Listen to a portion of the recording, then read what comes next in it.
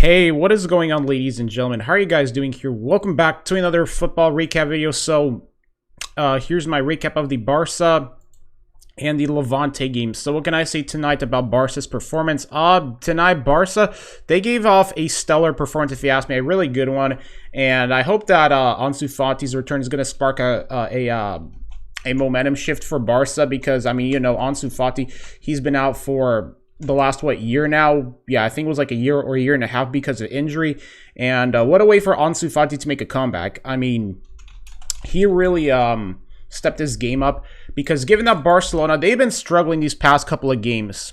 Like, seriously, Barca, they've been struggling, and it seems like that this was going to be a very, very long La Liga season for Barcelona. But now it seems like that that now that ANSU Fati is back, is this going to spark a momentum shifter for Barcelona or no? Because, you know, looking at this Barcelona team, I don't think they're good enough to win the Champions League. But if I'm being honest here, they can still maybe pull something off. Maybe they can still pull through. We don't know yet, but I'm really liking what I'm seeing from this Barca team today. Today's game just looks like Barca were their old self again, you know, especially from guys like Luke de Jong, Frankie de Jong, and all that stuff, where they just completely were able to seem like that they knew what they had to do today in order to help this Barca team get in position to win. And hey, this is the results today. But the question with this Barca team is, how will they fare off against Madrid? Because my biggest wonder about this Barcelona team, this year's Barca team, despite them, you know, being far, and when I say this, like, they are far from being a Champions League contender, let's be honest. But the question is, how will they fare off in the El Clasico against Real Madrid? Because I look at Real Madrid, and they've certainly been playing way better than Barca have for this season, especially like with Benzema. Like, Benzema, he's slowly but surely making his case for also being arguably a top 2 striker in the world, because Benzema, he's single-handedly been carrying that Madrid team. But tonight, given Barca's performance, I think that ANSU Fati's return is going to make an impact because, you know, now that ANSU Fati's back, I think that this is going to be a type of way for Barca that, you know, for example, Barca can now maybe stretch their opponent's defense more with ANSU Fati because, you know, given ANSU Fati's given his incredible talent as a winger for Barcelona, like, this could really be just a special thing for a man. And, you know, because ANSU Fati's absence, you know, I think did kind of play a part in Barcelona struggling throughout their first couple of games this season because, you know, with ANSU Fati's return, it's really going to make an impact for Barca, I think, especially in the long run. Like, the only question right now is Barca going to be able to put on, like, somewhat of a consistent performance, you know, meaning that will they be able to produce consistent results or no? Because that's what I think is the biggest key for Barca at this point, is they got to find a way to produce those consistent results if they even want to hopefully secure a Champions League qualifying spot for the next year, and, you know, for this upcoming, for next year's Champions League and all that stuff. But before I get back in the main topic, Arsenal, they beat Tottenham 3-1. So Arsenal today, man, they played their hearts out, you know. They look like a really good team. Hey, what's going on, Dwight Payan? If that's how you pronounce your name, how are you doing here? Welcome to my stream. So as I was saying, man, Arsenal today, they really just, you know, they pulled through today. Seriously, I mean, it looked like that Arsenal were going to lose, but Tottenham, I don't know what's happening to them this season, but Tottenham, they're looking pretty abysmal so far. Like, I don't know what it is, but, man, Arsenal, they just look like the 2004 team, the way how they performed against Tottenham today. You know, just lots of creativity for Arsenal. You know, they just knew how to get it done against Tottenham, you know, break down their defense and all that stuff. And this game has proved it. You know, so big win. And with Manchester United, I don't know what it is with Manchester United, but so far, I think that the biggest disappointing Premier League team of this week would probably have to be Manchester United, given that they lost to, who did they lose to? Leeds or something? Yeah, I'm pretty sure they lost to freaking Leeds. So that is just pretty embarrassing for United to lose to Leeds. But, you know, going about the Premier League games are pretty interesting for this week, but it surprised me that Manchester United are struggling. Okay, they didn't lose to Leeds. They lost to Aston Villa, but now it's like in the last 3 games, United looked awful too, you know, especially against that team from Switzerland where they're, you know, especially against that team from Switzerland, you know, in the Champions League. And then the only victory they had was against West Ham, and then after that, against West Ham, they lose 1-0. And then against Aston Villa, they lose. So right now, it just seems like that Manchester United, they're looking off a bit. Even with Cristiano Ronaldo's return, like, this has been a disappointing presence for United right now, these past couple of games. Like, seriously, like, I don't know what it is with United, whether we're going to be hearing that same old Ole out thing or no. It depends, but today, Arsenal, hands down, they pulled through. Saka, he had a great game. For me, man, the match would probably have to be Saka now. The most exciting player on this Arsenal team for the season, in my opinion, would have to be Saka now. You know, Arsenal, they slowly but surely look like are making a comeback because it looked like that Arteta was going to be on the hot seat, you know, because there was speculation whether or not Arteta was going to be sacked.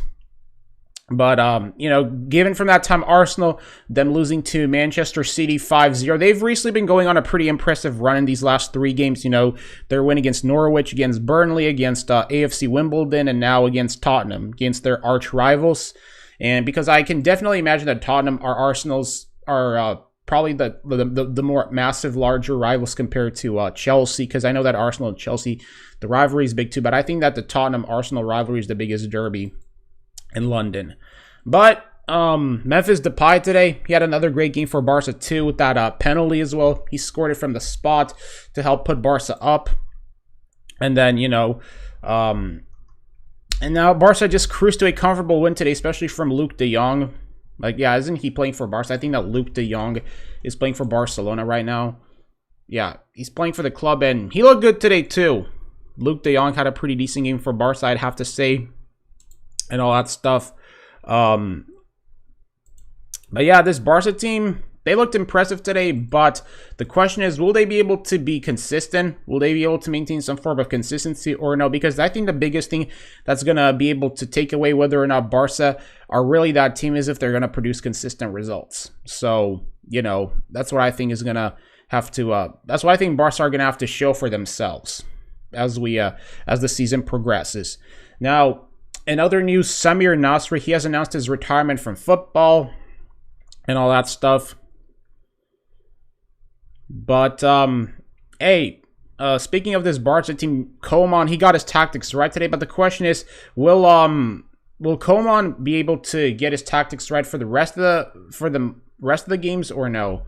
Because, you know, despite Barca getting a win today, I still feel like they still have a long ladder to climb, especially given these last few games, you know, them losing to Bayern, them trying with Granada and Cadiz, and now against Levante, they surprisingly just were able to get the job done. And now their next schedule against Benfica, I do think Barca are probably definitely going to be able to get the win against Benfica. I don't see them losing to Benfica at all, because if they lose to Benfica, I think that would be an absolute massive shocker. But, you know, against Benfica, I think they're going to get the job done.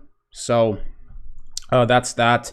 And against Atletico Madrid, that's going to be a tough game too, because with Suarez, if Suarez goes off against Barca, oh man, that's just going to be something to talk about, because I think that Barca selling Suarez absolutely dumb and just really didn't make any sense at all, if you honestly ask me. But next game against Valencia, Kiev, and now we got the Madrid game in a couple of weeks. You know, on the 24th, it's going to be the El Clasico, so can't wait to see how Barca will fare off in that game, because that's going to be something to look forward to. But for the Premier League right now, man, today's Premier League games were pretty interesting. Liverpool yesterday, they drew against Brentford. And Chelsea, they lost to City today. So City, they finally got a W over Chelsea for once. Already talked about the Man United, Aston Villa. Leicester, they drew 2-2 with Burnley. Everton won 2-0 against Norwich City. West Ham win 2-1 against Leeds. Watford, Newcastle draw 1-1. Brentford and Liverpool, they draw 3-3. So speaking of Brentford, you have to admit though, I think Brentford have been performing, have been more impressive this season compared to Arsenal. Despite Arsenal winning, Brentford though, they're looking like a very impressive club. Wolves. Yeah, Wolverhampton. They won against Southampton. And now the only game left is the Crystal Palace and the Brighton game. So I don't really care about that game too much. But, hey, for the rest of the Premier League season, it's been a pretty crazy Premier League weekend, I'd have to say. But Messi, though, I don't know what's going on with Messi at PSG right now, but it seems like right now that Messi right now at PSG is just absolutely not living up to expectations. You know, he's so far failed to make a big impact at PSG. So, yeah, this is why I think Messi leaving Barca was a big disaster, because now that he left Barca for PSG, it seems like that his performance has kind of dipped. Because the thing is, Messi's already in the later stages of his career, and you know, whether or not Messi's going to ever play for Barca again is up for debate, because maybe like after this season ends, maybe Messi's going to go back to his old club in Barca. I don't know. That's going to be a tough thing to say. But anyways, guys, I think I already rambled enough here in this video. Pretty big win for Barca, but will they be able to be consistent or no? That's the real question. So I guess I'll catch you people in another video and stream. So thank you everybody that showed up, and you